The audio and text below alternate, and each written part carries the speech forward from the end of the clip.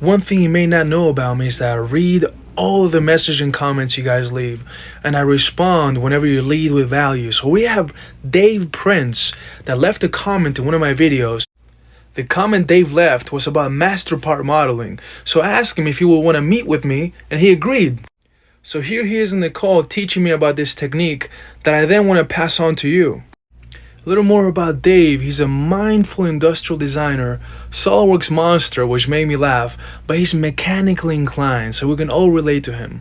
So in the flow of conversation, we start sharing things back and forth, and Dave shares that he's the founder of Prompt, which is a watch that tells you the time without you looking at the watch. And the whole concept is that you can stay present and be mindful in the moment of whoever you're with, so you don't have to look down and get distracted with all these notifications we have nowadays.